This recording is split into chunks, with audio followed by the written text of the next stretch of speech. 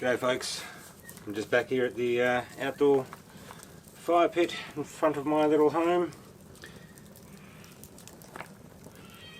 preheating the cast iron pot.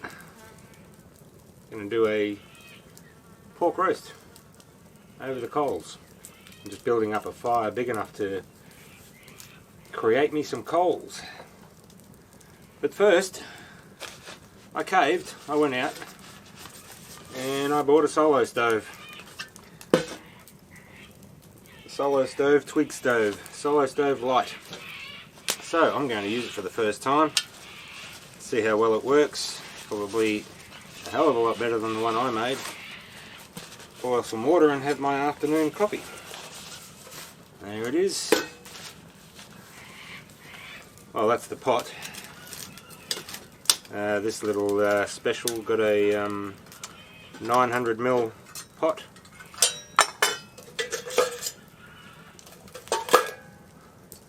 Of which the stove fits in there perfectly, of course. It comes with its inverted pot stand. And there we are, pot stand and pot.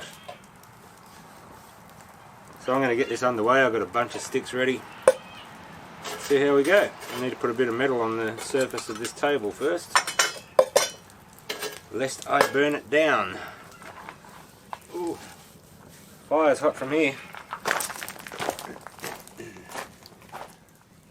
I'm going to let that get most and well and truly alight, let it all burn down a little bit. And when we have a good fire base, I'll throw the pot stand on. It's a good pot. It's got internal markings of ounces and millilitres. Ounces start at 10 through to 20 and 30 ounces, and 200mm increments starting from 200, 400, 600 and 800mm. I guess it's 900mm right to the, pretty much to the top. It's a good size pot though. It's a good size for meals, heating up meals, heating water obviously. It's like a one pot. You only need one pot. You pretty much do everything when you're out in the field, camping or hiking. I'm loving it so far. I tell you what, the gasification is working extremely well. Those upper holes around the top edge. There is literally no smoke coming off this. I can't wait to use this out in the field. Alright, this is working extremely well. I've got a great fire base here. Now I'm just going to whack the pot stand on.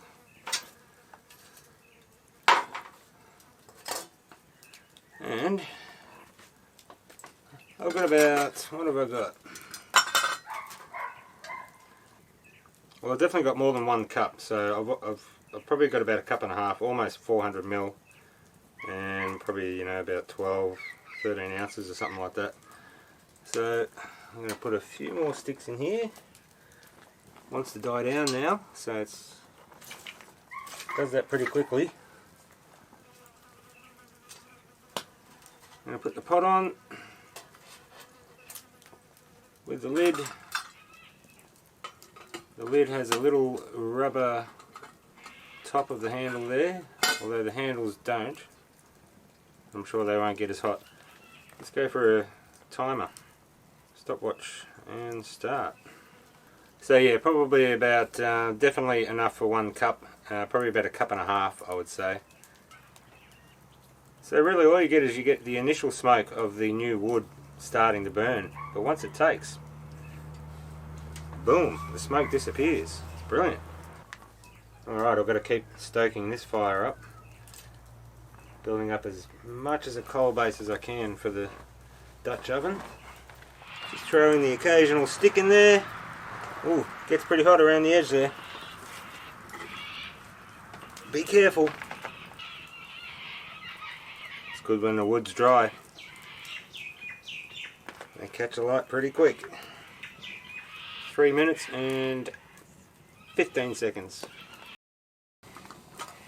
And we've got a rolling boil, 7 minutes, a cup and a half or slightly more, slightly less than 2 cups I would say.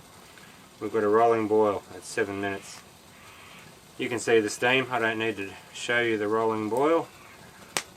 That is steam, not smoke. I'll give you a quick look. There it is. Will those handles be hot?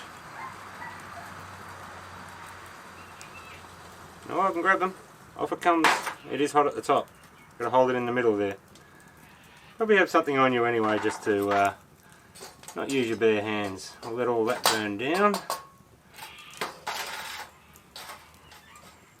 Over that way. Well, that was brilliant. So like any twig stove, obviously you've just got to keep feeding a stick every now and then just to keep the flame happening, otherwise it burns down pretty quick. Got a great base of coals, so it's really easy to keep the fire going.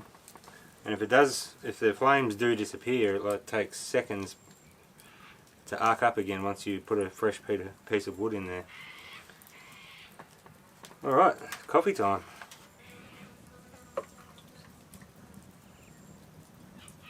It'll be almost 2 cups. Almost.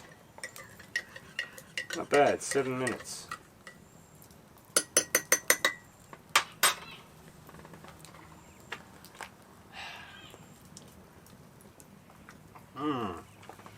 Twig stove coffee. Alright, it's time to shift focus over to the Dutch oven here, and I think it's time to put the pork roast in. Burn down, you! My pork roast, well oiled and salted and seasoned.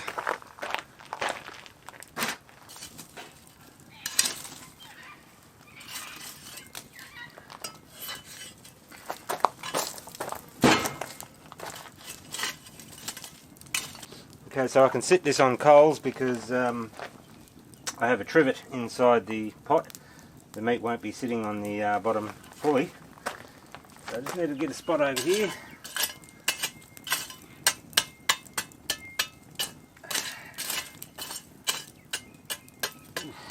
That is hot. And hopefully I can grab the handle. Yes, I can. Bring the pot over here. But I'm going to need my pot lifter. Oh, that is well and truly heated up. Oh, you can see the steam coming out of there. Let's pop our roast in. Ooh, listen to that sizzle. Alright, secret to a crispy crackling is to have that lid cracked open a little bit. And I'll use just a offcut of wire that I was mucking around when I made my homemade twig stove. Alright, lid.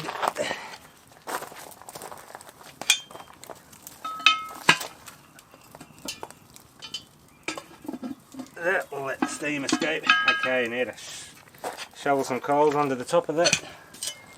Good to go.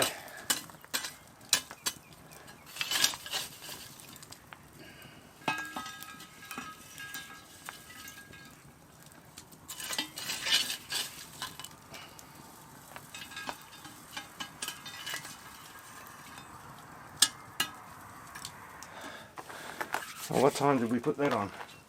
6:07. I say about 30 to 40 minutes per kilo. This is a 2.4 kilo, just over 2.4 kilo roast. So if you go 30, then we've got what? 2.5. Might as well say 2.5 kilo. So hour and a half, couple hours, and we're just going to throw some potatoes and carrots in there later. But I'm hoping and I get a really excellent crispy crackling. Let's have a look at 1 hour in, shall we?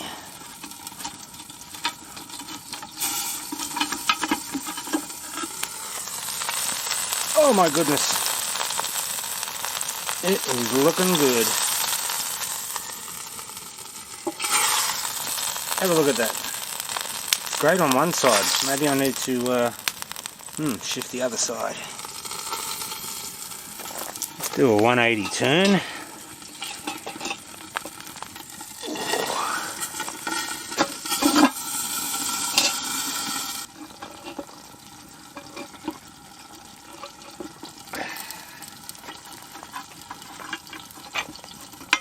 There we go.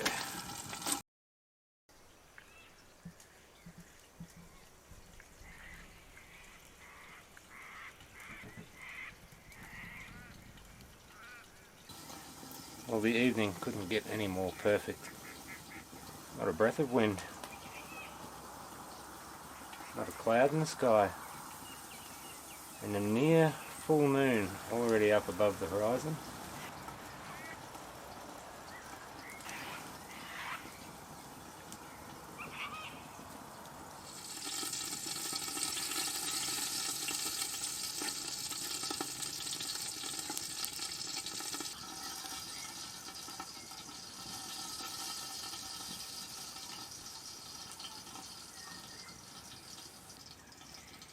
Oh, it'd be good if I could do smell-o-vision. That roast pork is smelling beautiful. And there it is, folks. A perfect pork roast. Look at that crackling. My brother has just microwaved the gravy. Yes, we're that cheap. We're doing microwave gravy. Oh, look at that. And there you go. Perfect Dutch oven on the campfire roast. Yum. Bon appetit to us. See you, folks. Stay well.